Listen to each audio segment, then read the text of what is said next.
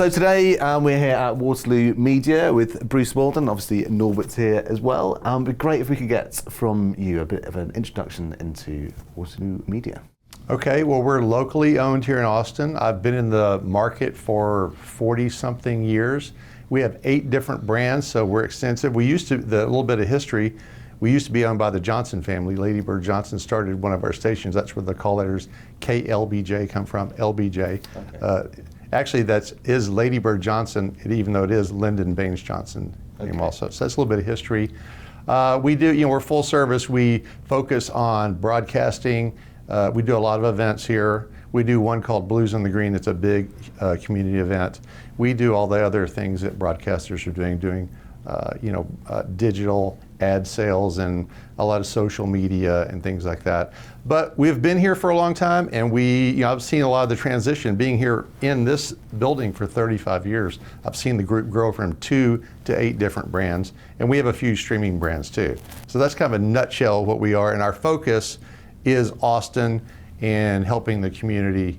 That's what we really like to do. Amazing. And yourself, where have you come from, and what's your role? Well, I was born in Hobbs, New Mexico, but I only lived there for 1 year, so I don't remember that. My parents then moved to the Gulf Coast, and then I really grew up near Houston and went to high school and all that. And I was in music because I sang and I played drums and did some stuff like that. So that's kind of where, that probably is what nudged me toward radio. And then my sister went to the University of Texas here, and I came here. We went to Barton Springs, and at Barton Springs back then, not everyone wore all their clothes. And I was in high school. I'm like, I'm going to college there. So I moved here, and I go to college in 1979. And like a lot of people then, Austin was a really different town then. And I was able to stay, and I got a job in radio. And then that's how I stayed. I was just kind of lucky. I was going to, because I was kind of a amateur musician, I was never, that serious. My idea was to work in a recording studio because I'm fascinated with audio and all that kind of stuff. And I thought, I'm going to learn audio recording. And then while I'm working there at at night or on weekends, I'm going to use the studio. I'm going to make an album, and I'm going to become famous. So I'm going to be a rock star. And I never even worked in a recording studio because I figured it out, and then I decided I'm going to work in radio because first time I walked in a radio station, I was just like, this is awesome.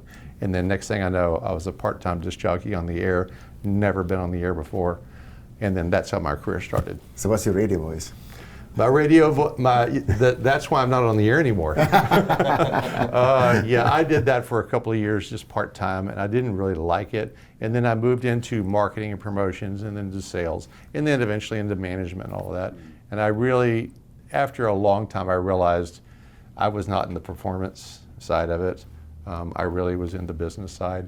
And then later on, I decided I'm in the people building business, and that's kind of where I'm now. I'm in it because I love people and helping develop people. And if the people outside in the office, what would they describe as what you do on a day-to-day basis? Outside of the office, or those people that are sitting right out there? I would say that I build our strategy. I help put the pieces in place. I'm a problem solver. I help them, because we have different departments, like any radio or marketing or media team would have. I'm kind of the consultant and help push things along. I will say, my partner, it's really not my partner, Bob Sinclair, who's one of our owners. Yeah. He's here and he's active and he's very hands-on. We work hand in hand on stuff. So I basically execute a lot of things, and strategically we work on that. And he, this is a hobby for him. He really likes tinkering with the stations and what songs and what formats and what personalities. He loves doing that, and he loves the technical aspects as far as where are our signals and all of that, because there's a whole, that's a whole business into itself, the technical end. So we work together on it, but I basically execute the sales and operations of our facility. And that's the official answer. What do you actually get to do on a day-to-day basis? What does a typical day look like for you? I spend a decent amount of time working with Bob and talking to Bob, our owner, again, about what we're doing and new things. But what I would say what I try to do is help people be better at what they do. So I like to look at myself almost as a career coach, but I'm like in-house. I have to run the organization. We have cash flow. We have this. We have to market. We do all that. But I do that so I can work with people and help. That's where I get satisfaction. And I think that I'm skilled at it, and I can't not do it. And if I hung out with you two long enough, we'd be talking about how I can help you all get better. So if y'all want to do that, maybe we can do that. So in your role with the strategy, where's the intersect to innovation and technology of the office here and the network itself? Rephrase that. What when you say the intersect? The intersect as in, as you are running the strategy of this network, where do you see the relevance of technology and innovation, and how do you execute against that? Well, okay, that's a very interesting question, because the whole landscape of media is changing so fast. There's so many things, and audio is being delivered in so many different ways. You know, if you go back 20 years and you've watched the evolution of that, or you go back 50 years even, it's done that. And everything that comes out has been the death of radio, which has included TV, which has included satellite, which has included streaming audio, which would be Pandora or Spotify or any other number of things. So I don't know if I know how to answer that exactly. Here's what I do know. I do know that people like to talk to each other and communicate. And really, audio distribution is just that. Our ears are tuned to best hear the spoken word. In fact, if you know what Dolby noise reduction, these kind of things are, those are done so we can hear the music better. Yeah. And those are all done decades ago. So anything that helps people communicate, which is what we do, works. So the distribution then of all of that content, it changes, and I'm probably getting ahead a little bit, but as long as we can continue to distribute and create great content, regardless of the platform it's on, and that has definitely changed, because there's a lot, we stream our audio, we have podcasts, there's a lot of things that we do that we weren't doing 30 years ago and we're doing now. And 20 or 15 or whatever years from now, we're going to be doing that again. I don't know exactly what those are. If I did, I'd be very wealthy because I could invest in those technologies. I don't know if I answered your question. No, it's perfect. It's a perfect answer. Because a follow-up question to that is, how did your relationship with your audience change over the years as you are exploring these different channels and or merging them? How did that change? Well, it used to be, we were still a broadcast medium, but because there have been so many more frequencies, we're just talking about terrestrial radio now. There's a lot more frequencies than there used to be, and we could get into the weeds on that, but there just are. And so we're able to serve and segment, a lot more narrow and, fragment formats, and so that's different. Certainly having, all the streaming capabilities, you can have streaming only radio stations, and then you can, HD, whenever that started, you could have HD channels, which then you can rebroadcast on translators, which was kind of a sneaky way that people was able to bring new signals into the market. So I guess, the main thing is that the diversification of programming and content is just so much broader. There's so much more of it. And then, you start adding, different streaming and podcasting and all these different, once again, it's just, the sky's the limit. It's good and it's bad. The problem is you have so much of it. How do you direct people to it? You have too many options. There's so many podcasts, there's so many streaming audio stations out there. How does somebody that lives in Cincinnati or wherever find out about that and listen to it? So that's why we double down on this local market, because that's what we're fine to reach other markets and go outside of this market, and you can certainly do that, but we're all about the Austin, Central Texas market, and that's what we double down on. And how do you kind of create a dialogue with your audience? Are there ways that you kind of listen to see what they want to hear and what's landing? Do you kind of open up the social channel? What do you do for engagement? We do a lot of radio stations do a lot of research to find out what the local tastes are. You can do it one way. You can get into an Uber and talk to your Uber driver. Yeah. That's one way to do it. And you do that enough, you get a good feel of it. You can hire research companies, and they do very sophisticated, scientific-based, research. You can find out that way. You can do as simply as monitoring what other radio stations are doing across the country. Now, that's not specific to us, but then we can research based on that and then see, does that work here? Once again, I told you that we do a lot of musical events and concerts, and we see what is trending in the market, and we have for a while, so we can see what people are going to and what they're not going to. Yeah. And because, again, we have such a diverse portfolio of stations, we can see this in many different areas. So it's a combination. And then part of it's an art, it's a feel. Part of it is very scientific, part of it's just feel, and we might decide, hey, some of my friends are listening to these artists or this style, or my son or his kids, which is really a better way to do it. And you just start trying things, which I think in our industry we need to do more of, but it's hard to do that because when you start, it's slow and it takes a while to get there. Right. And so the differentiation of how national radio does this versus local radio does this, how would you describe that difference? Yeah, well, I mean, there are some really big broadcasters, and you can go town to town, and what they're doing in each market is very similar, and that works. And it works very well for them, and they're able to sell that almost as a broad network across. It's not really how they do it, but sort of like that.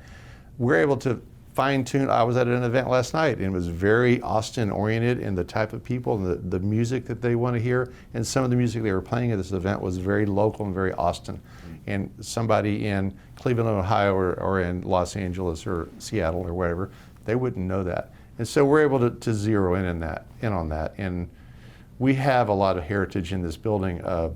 We do local music shows. We have local bands on. We have a little, later I'll show you, we have a performance studio where we have local bands, national bands, and they play here. And we've been doing this for decades.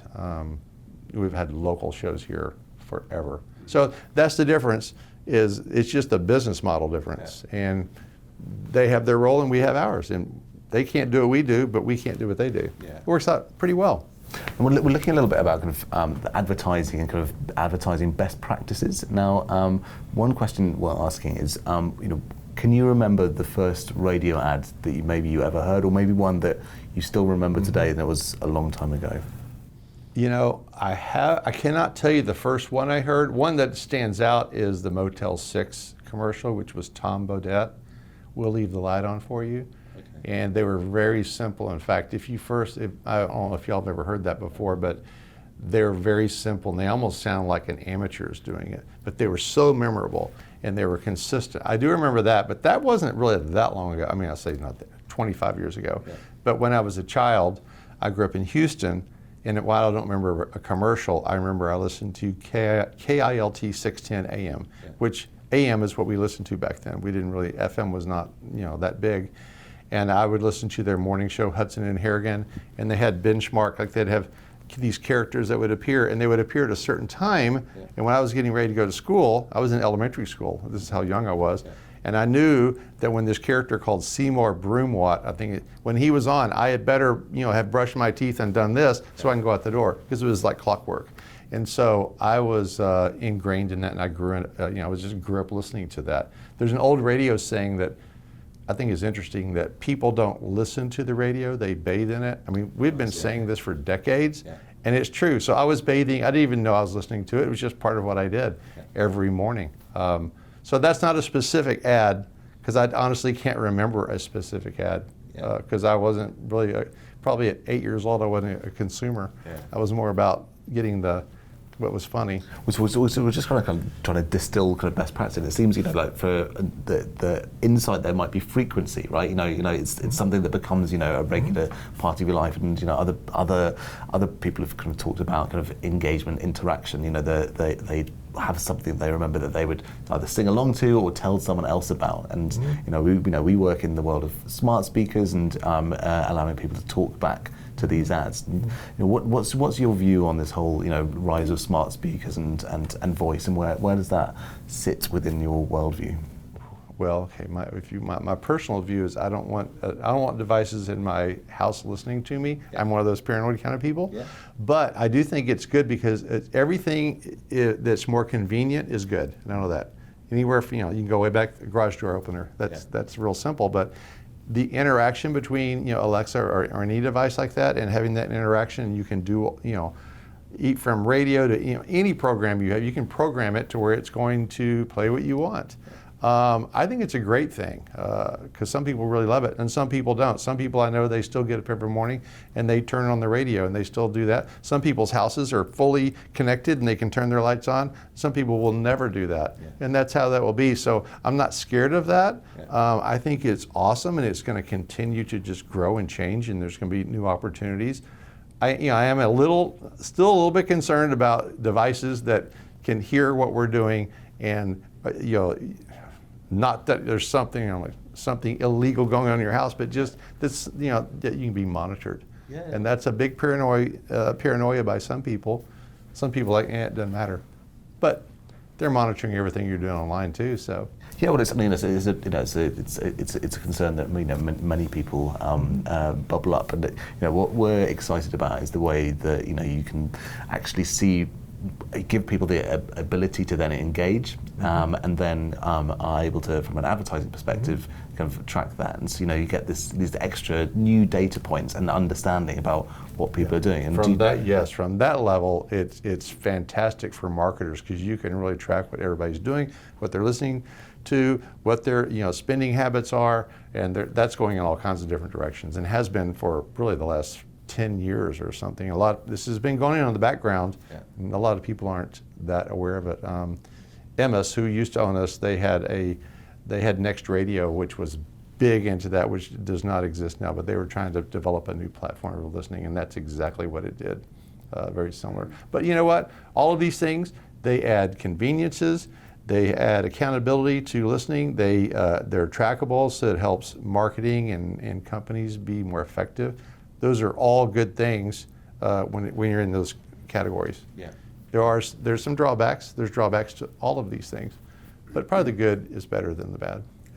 Right. As a broadcaster, would you rely on that information to understand your audience better?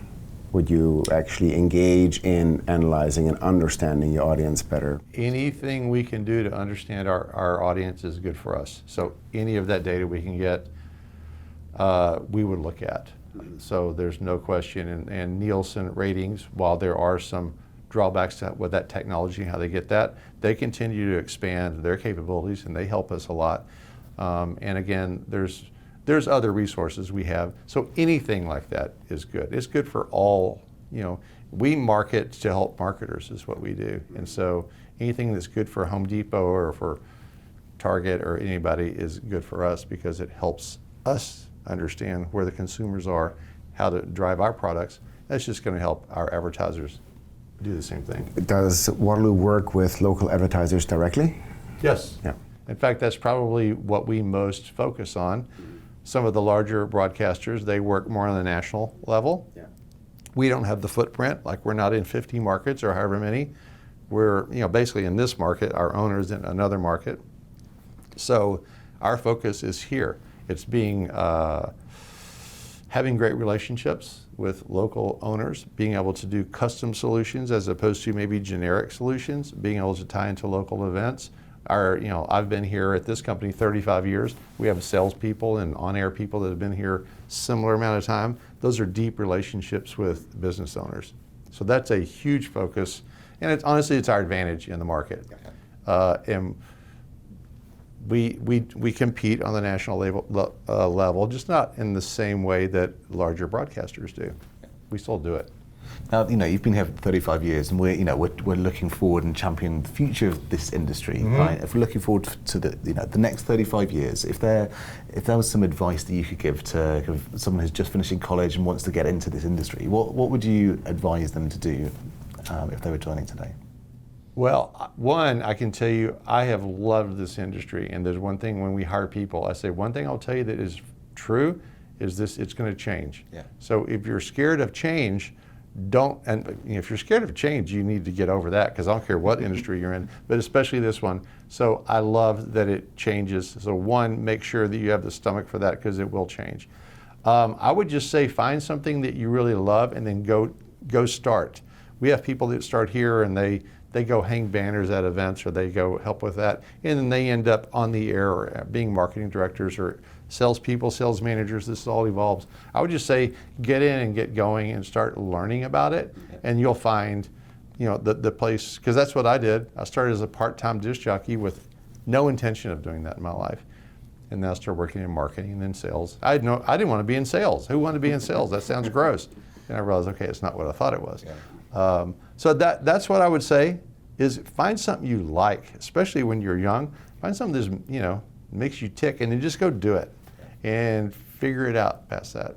Which, amazing. I mean, not everybody can do that, but that's what I say. No, that's it's a good kernel to kind of jump on. Yeah, we were talking earlier. Do something that every day puts a smile on your face, because we're only here for however many years we're here, and if every day is the slog to work and you can't stand who you're working with and what you're doing, well, go do something else. It's not worth it. It's not worth any amount of money. That's brilliant. Now, for anyone who'd like to get a little bit of a taste of what you do at Waterloo, where should they find you? Where should they listen? What would you be listening to on the way home? Well, a few. Bob FM, which is 103.5 KBPA FM. That is a really eclectic station we've had for quite some years now. But we call it a train wreck in our business. You'll hear one song, and then the song next to it doesn't go with it, but then the next song may not go with that. So, but they're all generally hits, and it's familiar music, or at least for people that listen to popular music throughout their life. And it's geared toward a slightly older, say a 45-year-old or something. But that's an interesting station just because of the diversity of the music. ACL Radio, which is also known as KGSR, that's been here a long time, very community. It's more so the way it's tied to the community. I want to say it's cutting edge in music, but it's newer in what it does. And our air personalities have been here for a long time. They're very dialed into the music, so that's a little bit more like that. I'll mention one that's not ours, KUTX, that's non-commercial here. I think it's very in the same vein as ACL Radio. It's very eclectic in what it does, and there's a lot of people that work over there that are friends of mine that used to work here in the old days, so I'll tip my hat to them. They're doing a good job. Bob FM sounds familiar. I think I heard of that in other markets. Do you syndicate that out? We don't. We have one in Norfolk. And when that first started, Jack FM, I think, was the first one, and it was out of Canada. And then it came in to the United States, and then we did Bob, just because I think at that time Jack was syndicated, so we did Bob. Our owner's name is Bob, and that kind of tied together. And then we had a consultant working with us that was working in other markets, and it was, they were doing Bob in other markets, but it wasn't really ours, so to speak. There was a loose association, and there's still some other Bob formats out there, but this has been one of the most, I guess, popular, successful ones in the nation, and it's still typically, I don't want to say we're number one, but it's typically top three. It's the best Bob. Or, well, even in this market, it's usually ranked 1 or 2 almost all the time. It's that diversity of programming. It's hard to replicate it. Amazing. Now, I really like the way that you named a station that wasn't yours. It kind of shows the authenticity and kind of the roots and foundations of your as kind of a community business. That's really nice to see. Well, they are very tied to the community too. In fact, I was at an event last night, and they were there, and they did a great job. And they really reflect the Austin. I call the Austin vibe, which is really from 30 years ago. Yeah. But they do that. All of our brands do that to some degree. We have 2 Spanish language stations, one that plays from interior Mexico. That music, and the following on that is super passionate, and that station does really well too. And that's a whole different ballgame over here that we're doing. But because of the Hispanic makeup in the population, it does well, and that segment is doing nothing but growing. And I think we're serving it well. And ever since it's come on, it's been one of the top rated stations. So amazing. Yeah. Lovely. Well, look, thanks so much for carving out some time in your day to chat to us. I've really enjoyed the conversation. Yeah. Well, nice meeting you all. You too. Thank you. Pleasure. All right. Thank you.